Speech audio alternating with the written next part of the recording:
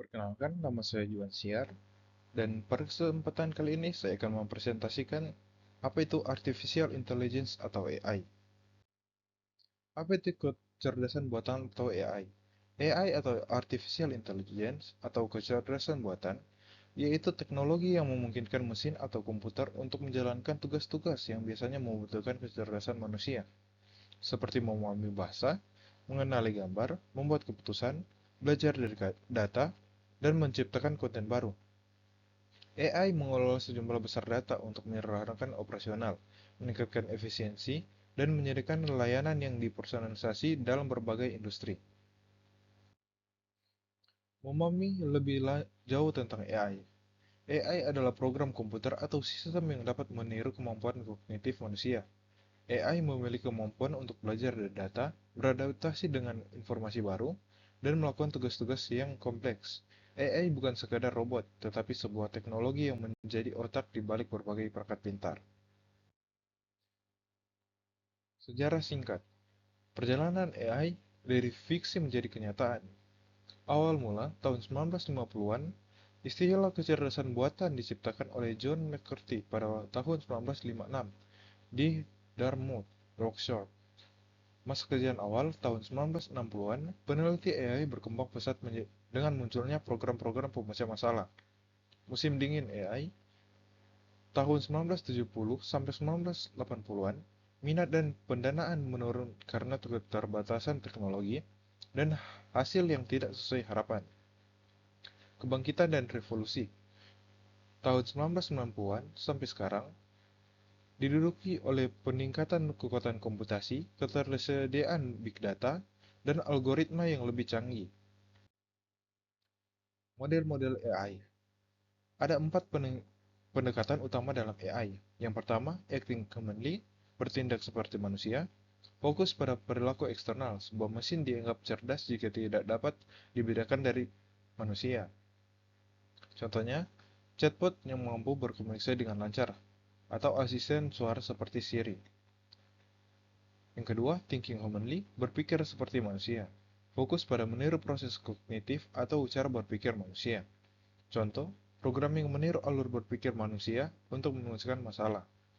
Yang ketiga, thinking rationally, berpikir rasional. Fokus pada penalaran yang logis yang benar. Tujuannya adalah untuk membangun sistem yang berpikir secara logis berdasarkan aturan formal. Contohnya, sistem pakar untuk diagnosis medis atau analisa keuangan.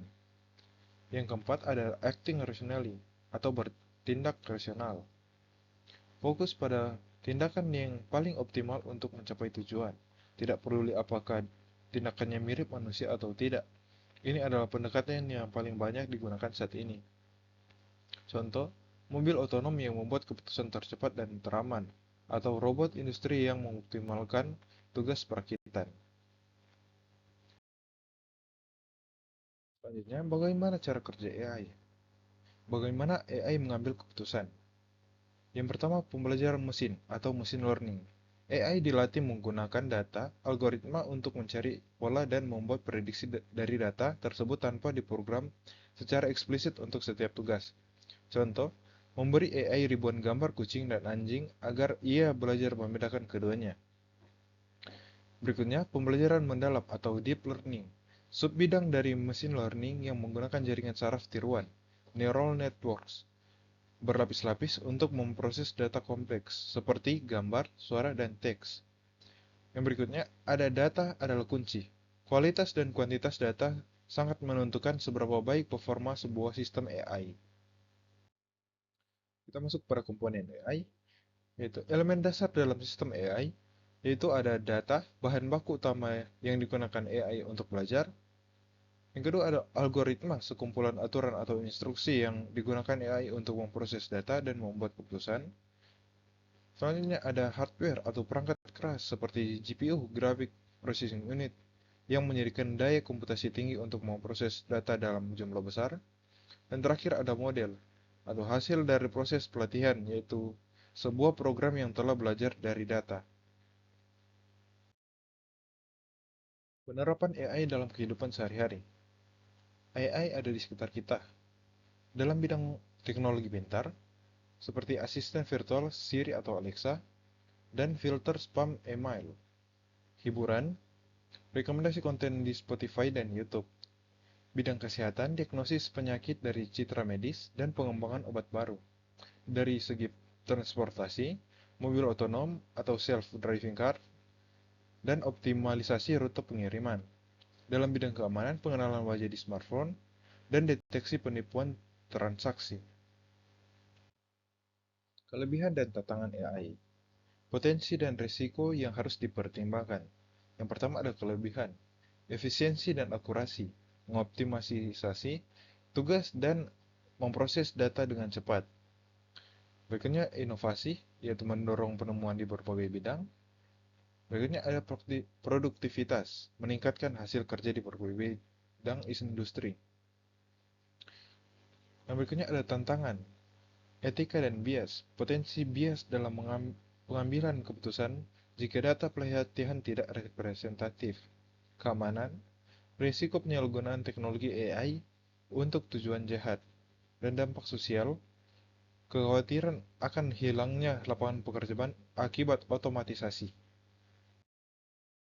Berikut ada manfaat AI. Mengapa AI begitu berharga?